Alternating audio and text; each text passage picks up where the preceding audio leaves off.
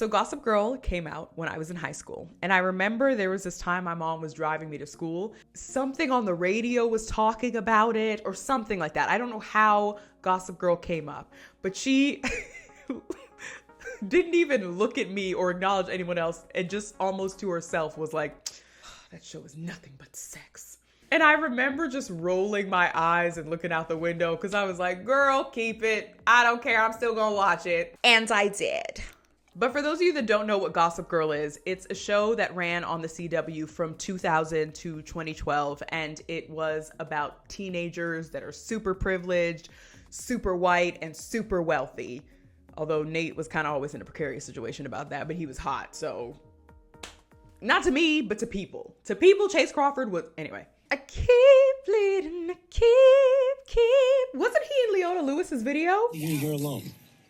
I can't come with you. He was. Okay, anyway. But it was a TV show that was based off a book series by Cicely von Zygasar. I think that's it. Yes, the show and the book were full of some shit. And I went digging to try and find if there were articles in that time period that talked about how salacious Gossip Girl was. And what kept coming up was their OMFG ads. I succumbed to inebriation and surrendered my virtue to a self-absorbed... You don't grant birthday wishes, do you? These are basically tongue-in-cheek ads, kind of making fun of parents that didn't want their kids to watch it and leaning into this like rebellious sort of teenage, okay, if my parents don't want me to participate, I want to participate twice as much. If the olds don't like it, that means it's good. I'm not one of the olds. I bleached my eyebrows, see? But these ads portrayed the actors in very salacious sexual scenes, basically thumbnails from very sexually explicit, I guess, for the time scenes, with phrases in bold print like, every parent's nightmare, a nasty piece of work, mind-blowingly inappropriate, very bad for you. I mean, come on, in one of these, it looks like Serena is I'm gonna be bleeping out a lot of stuff because you know YouTube. And these, again, are high school students. And when I was looking back at these ads, I was clutching my pearls like, oh my goodness, was my mother right?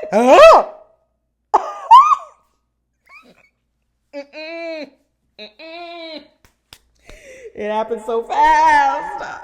But all this got me thinking, are we living in a more quote unquote prudish time period when it comes to attitudes about sex in general, but especially when it's in regards to teenagers? I have been trying to figure out how to talk about this video for more months than I care to count. And I did a poll 5 months ago asking y'all if you think the amount of sex scenes and just sex programming in teen shows is a lot, or if you're like, leave us alone, we need to do our thing. 20,000 people responded and 88% of you said, this is out of control, what's going on? And 12% of you were like, leave us alone.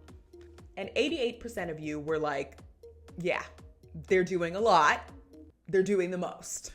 So let's talk about it. Handling sex in teen shows.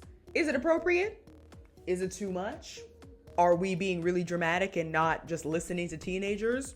Are we being a little prudish? What did ever happen to tween programming? All that and more coming up. But first, bonjour, nakum, hi, and welcome back to season 3, episode 7 of You Can Always Change Your Mind, a show where if I do my job right, you may feel compelled to do what the title says or not, because I'm not the boss of you. I'm just out here on the internet, and you're out here on the internet watching. So if you feel compelled, if you feel the need to engage with what I'm saying, Travis, play the church music. If you feel the need to engage with what I'm saying, if you feel the need to rise up in your spirit and be better to your neighbor, then let me hear you say amen.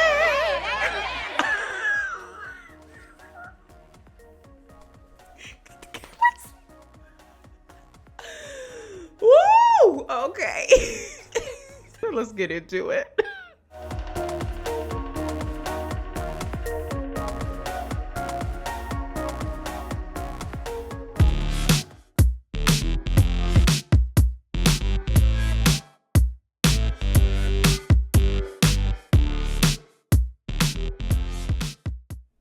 teenagers have SIGs, and not all of them do, but they do. We do ourselves a big disservice by acting like they don't. So starting from that place, on the side of, yes, leave us alone, let us live. There are many reasons I think it is important to portray sex in teen programming, because if you're making shows about teenagers, especially if it's based off of real life, that's going to be a part of it. But one of the issues is that there is a lack of diversity in terms of teen sexual orientation, I find. And I know that there's more representation for teenagers that are part of the alphabet mafia. Gang, gang, what's up?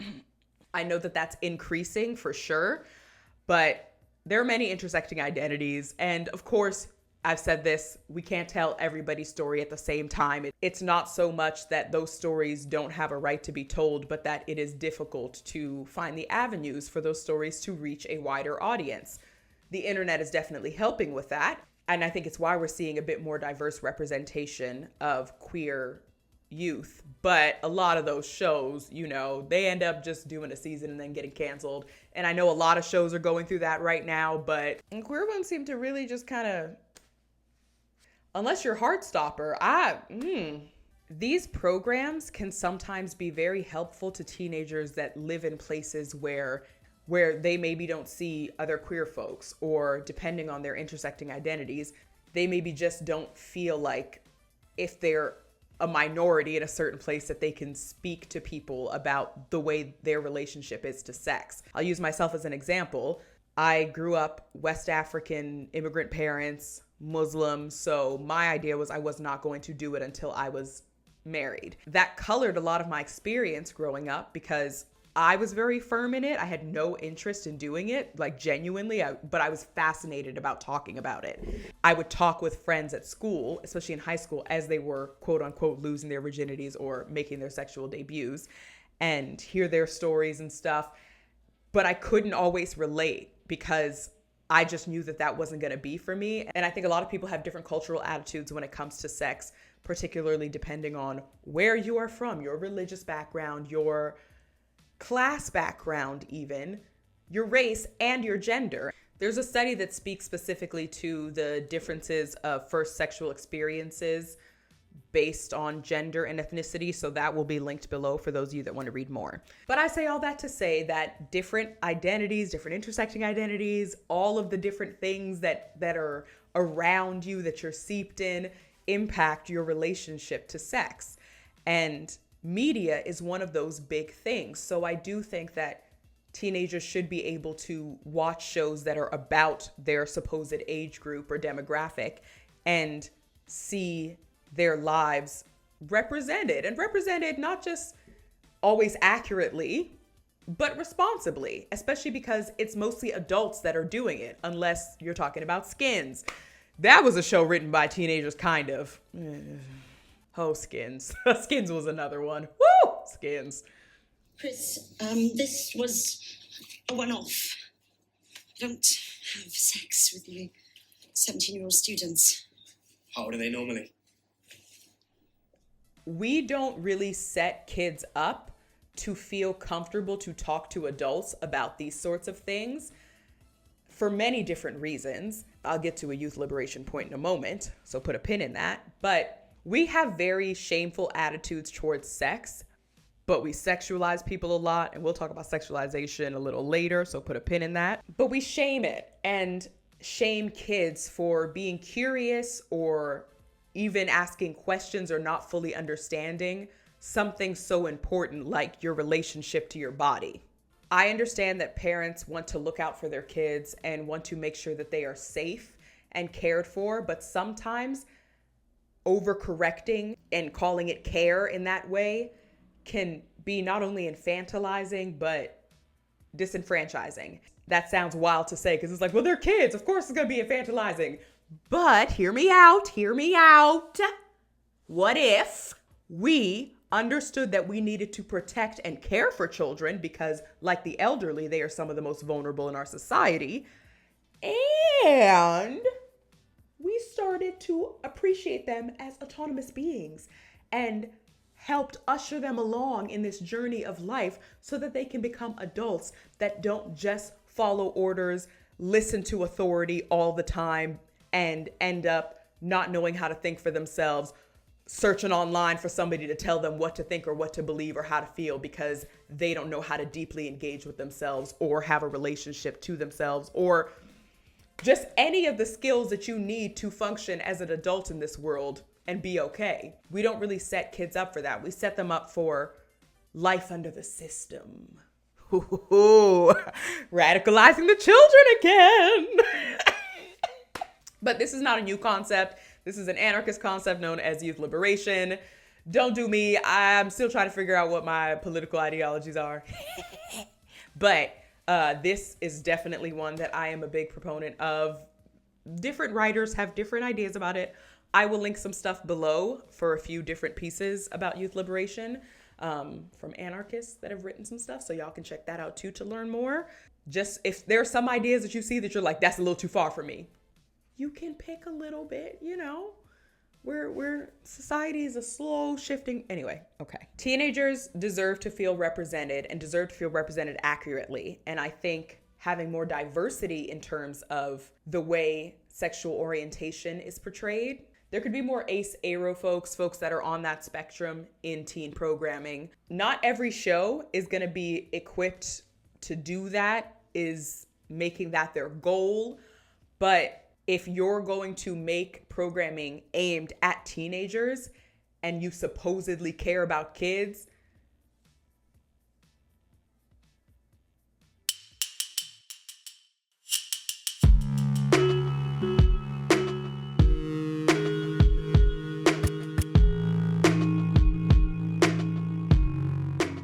now again, I know that care and just wanting to look out for someone, I care for you, I want to take care of you.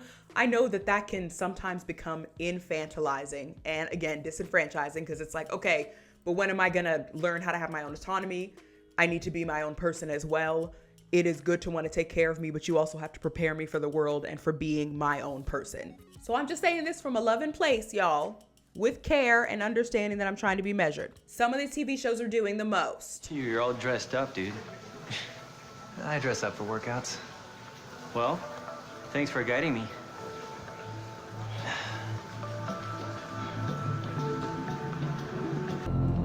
Take a deep breath.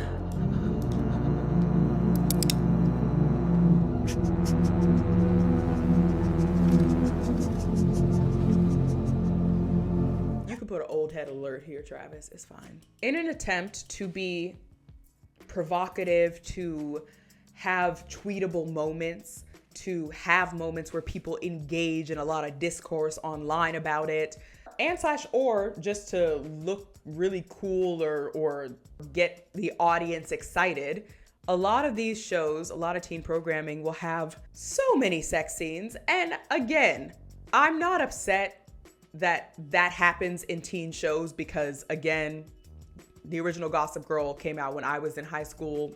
I get it. You want to see it? It's cool.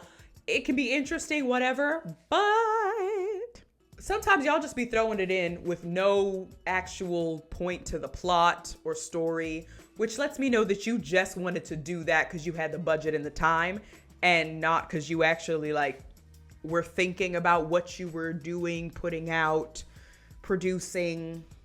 It also seems like ever since Game of Thrones, people are trying to outdo themselves with the nudity and the sex scenes and what you can show on screen, but it's not porn at all.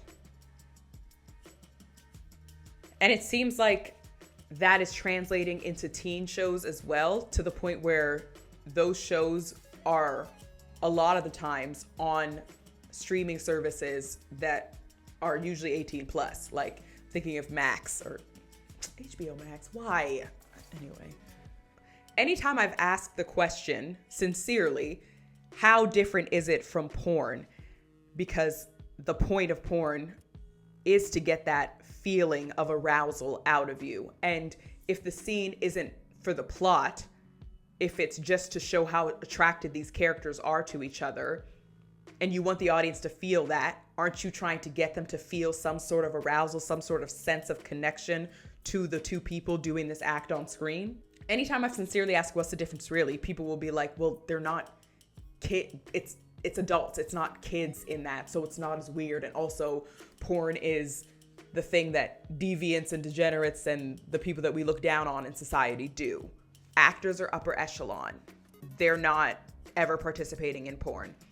Babes, you are. And it's okay, because to me, listen, from all of my sex and capitalism research that I've been doing, I am not anti-sex worker. I'm anti-sex trade, okay? Because there are a lot of other problems that come in when we're talking about the sex trade, okay? It's not that big a deal. It's not that much of an issue. And it's definitely not because we have adult actors playing these teens. Okay. Okay.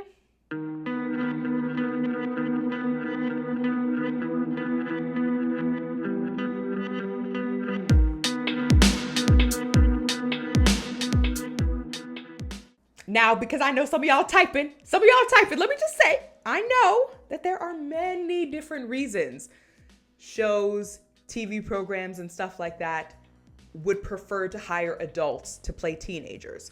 One of the main ones being child labor laws. Kids can only work for a certain number of hours, so it's easier to just have an adult play a teenager because it's like, yeah, okay, we don't have to stop production or hire twins to switch in and out. You know, we can just keep going, we can keep working.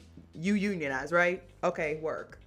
Sometimes it's also just about the subject matter. Last of Us did this. Bellamy is 19 years old, or 18 or 19 when they were filming, and they're meant to play a 14-year-old. That is so goddamn stupid. You laughed, motherfucker. I didn't laugh. Yes, you did. Jesus, I'm losing it. You're losing it big time. Because the 14-year-old in question has the biggest potty mouth on the planet and is also out here killing people and shit like that, you know? So, yes, sometimes it's for the subject matter, even though they did have younger children in that show too. R.I.P. Sam. And of course, if a show wants to make a super explicit scene, it is a lot easier to do that and feel okay about it if you have adults playing those characters. Remember what happened with Cuties? I already made a video about this, but if you want to watch that video. But this is where I call BS on a lot of y'all, because listen first before you start typing. It seems like we like to use adults in teen roles for all the things that I said before, and because it allows us to not confront the fact that we're still sexualizing teens in a certain way when we're depicting them in these scenes in this programming. Don't argue with me, argue with the facts. Woo! No, but for real. Shows like Skins, which is a show that came out when I was younger, and the burden of a lot of the sex scenes would be on some of the older actors that were still young, like still young adults, even late teenagers, but were older than the younger castmates, so they could use their bodies a bit more. And some cast members have come out recently to talk about that. Because also, you're getting into that territory of, okay, the minute you turn 18, you're an adult, so all of a sudden, in some places it's 16, some places it's 21. We have varying moving target definitions of what is a quote-unquote adult. And again, I get very nervous about making these kind of arguments because lest some predator try to use it as an excuse. We're not saying that here. That's not what's being endorsed on this program, on this channel, on this day, okay? But what I am saying is when Cuties came out, people were so outraged that she actually had the audacity to not only hire actual children to play these roles, but to have them in some pretty interesting directorial choice scenes. Nothing was explicitly shown in Cuties in terms of like, actually nothing was explicitly shown in Cuties. The suggestion of some of it was kind of woo, and the dancing parts and some of the shots were uncomfortable to watch for most people. And why is that? because it was about the impact sexualization has on specifically young girls, specifically immigrant girls that come to Western quote unquote culture. Y'all were so pissed. Y'all were so uncomfortable. Y'all were outraged. Y'all were threatening Maimouna Dukure and acting a mess online. And all of it was in defense of kids. But your yelling to me felt hollow. It felt performative. Apart from being upset about the way she handled it, and yes, I said in that video many times, though y'all didn't want to hear it, wow, I'm mean today. Anyway, but I said in that video, some of those directorial choices I wouldn't have made, but she went there. And it remains to be seen if those actors feel like they were taken advantage of or exploited or any of that.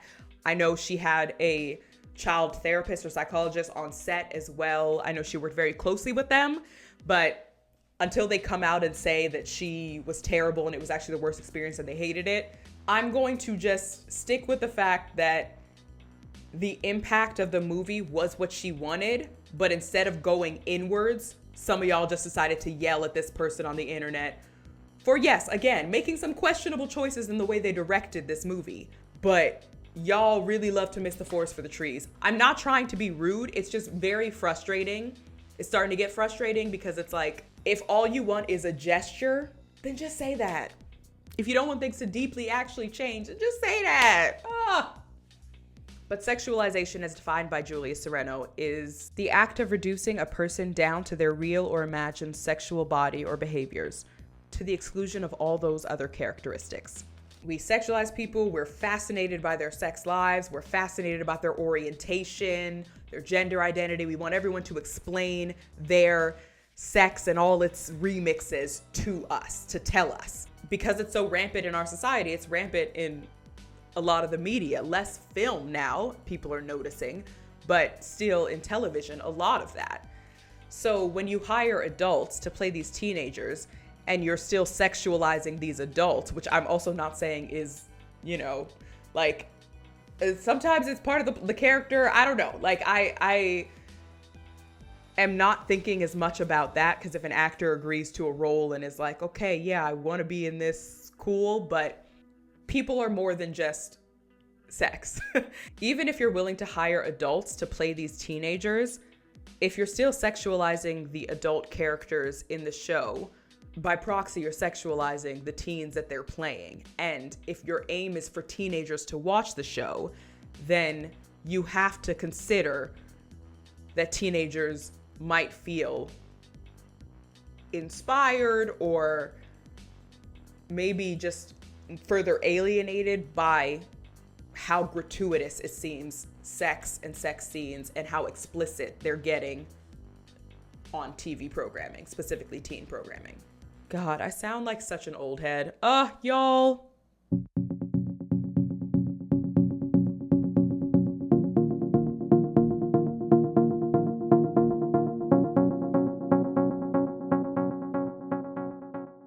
I know that media is not the end-all be-all, that people should be able to think for themselves, should be able to interact with media and not let it so affect their lives. People should be able to engage with media, know that it's fun, know that it's not real, wipe their hands off and move on. But it surrounds us, and it's so many things: television, film, books, newspapers, news articles, podcasts, the content you see. Like, media is all around us. As a result, and a lot of the spaces of media blend into our real life and vice versa. So those lines get blurred. And so media does become important. So we have to consider, how do we handle the fact that teen programming will always have sex in it, but what does that look like appropriately, right? I was talking about, in my consent video, an article I found called Consent at Every Age. That'll also be linked. But they were teaching kids as young as, like, kids, like the babies, about consent. But all of it was geared toward stuff that would be appropriate for them or deemed appropriate for them developmentally. It goes to different levels depending on your age, and there's an analysis of, okay, what might teenagers be dealing with, what might preteens be dealing with, all that sort of stuff, and then how do we relay the information of consent to them, right? Or sex education. Part of it is the fact that there just needs to be better sex education in schools. The part of me that wants everyone to be free to believe what they want says that I can't say this, but the other part of me that's like, oh my God, y'all, just stop this, says that it shouldn't also be allowed for parents to say that their kids can't take sex ed. But that's your kid, it's not my child, and I would not want to infringe on your parental rights. What am I, a Florida parent? Anyway, teens are gonna have sex, and learning about it in a way that feels not only safe and like they're being spoken to, not at, but also leading with openness instead of shaming would actually, I think, have helped me a lot. And I know would have helped a lot of other people. I was really glad because I took my time and waited till I felt ready and really thought about it. But I know a lot of other people that didn't. That felt rushed, that felt like the TV shows and stuff that they were watching, everyone's doing it, felt like that was just happening because it seemed like it was everywhere, but it was also something you shouldn't talk about.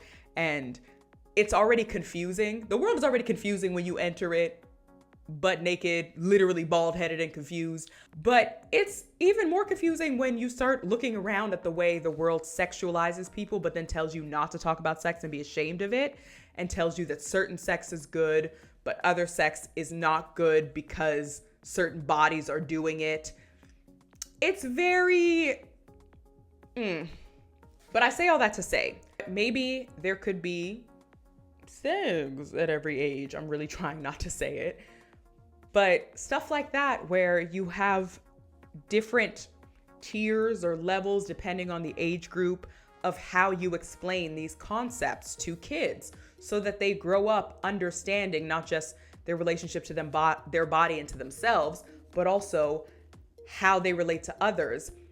And this is where I start to get into my hippie nonsense. So you great assault if you're not into it. I get it. But also then thinking about social emotional learning in that, where I'm adding social emotional learning and some other stuff, but where you look at and teach kids how to see people beyond just sexualizing them. Sexualizing, again, refers to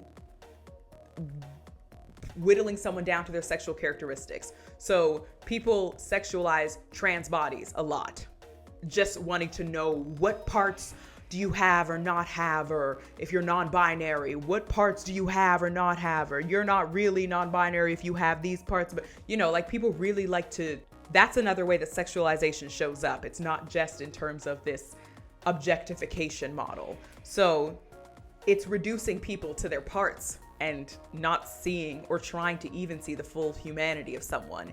And I think teaching a sort of ethical kind of understanding of intimacy along with sex education and programming that in a way that is age appropriate and develops as their ages and their experiences and their brains develop, I think that that would be really helpful.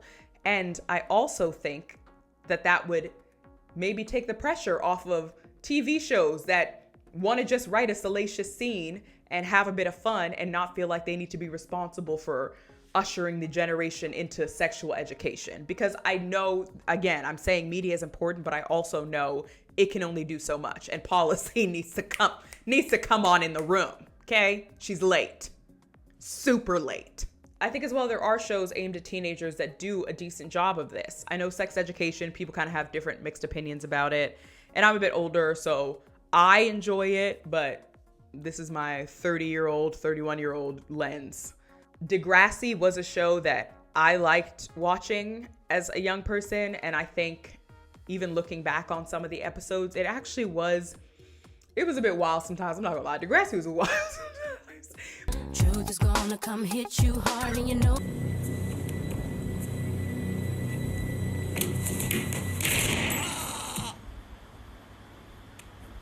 but it was pretty honest and accurate. And even something like Skins, I remember having a friend that would tell me, oh no, that's how places like that in England are. And so a show like that, yeah, it was pretty salacious and pretty wild, but there were also teens in the room contributing to it. And there were definitely issues, like I said before, in terms of which teens or young adults were made to do more scenes and whatnot. But they had younger people in the room. Fun fact, people like Daniel Kaluuya. But yeah, Shakespeare and Film Fatales, they have a good series of videos that they pair together about what happened to the tween drama or the tween show, which I think is also really good, which also speaks to that sex education at every age. Like, hey, what if we had some programming aimed at kids that are 10 to 13 or whatever the age is. I know 10 to 13 might not be. Anyway. And the last point is, yeah, just versatility in the types of orientation shown. And I think we're getting that with more queer representation.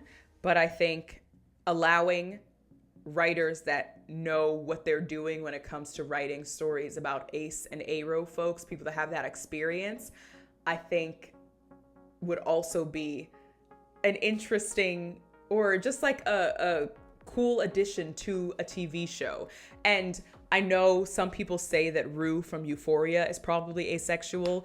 I feel like she probably is, and I'd love for them to explore that too. However that looks, however it shows up for her. And also the children would just die. The children would die. Zendaya playing asexual, yeah! You know. But as one Queen's Journal article put it, sex has a place in teen shows. Sexualization of teenagers doesn't. Anyway, those are all of my thoughts. I'm sure I missed some things. Y'all gonna let me know. But thank you so much for watching this video. God, it's taken me so long to just even do it because I just had so many different ideas and different ways that I wanted to talk about it, and I was losing focus, but decided to hone in on the teens. And I really hope it didn't feel like I was talking at you. I know there were some parts where it probably did feel that way because I was getting a bit spicy in the middle there. I know. God ain't done with me yet, okay? Anyway, as always, be sure to feed your plets, water your plets, and remember, I'll insert those two girls saying you can always change your mind because you can. And I will see you in the next one. Bye. Okay. Girl, I am grumpy today. Girl. Okay. Come on.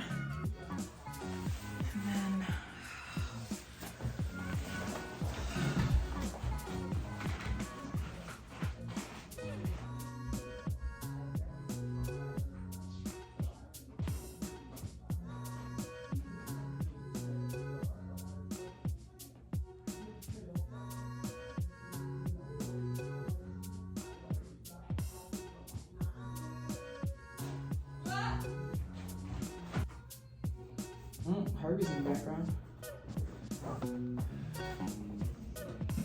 I've been watching more of their videos. Okay. On! It is bright in here. It's so bright in here. I'm singing today. Ah! Girl. Singing today, and I was not liking how that shit was sounding. I practiced and I was like, one second, I'm just gonna.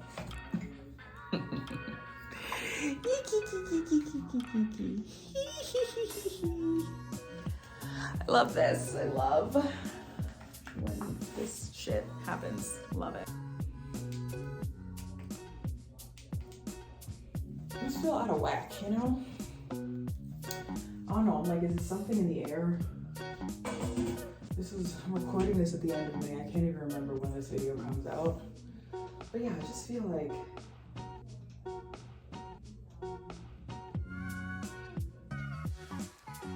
So when I was in high school, yeah, just talk, Khadija. Okay, I'm gonna slightly close the window. Okay. Whew. We're doing the intro. These were a series of advertisements that were basically kind of like a, ooh, my tag is showing. Khadija. Sometimes you gotta know when to fold 'em. Hold 'em? You're acting erratic. When I haven't filmed in a while, I don't know how to like get back into it. It's like not talking to people for a while and then having conversations. I'm like, I don't need to say that. And this is also not the summary that I'm looking at.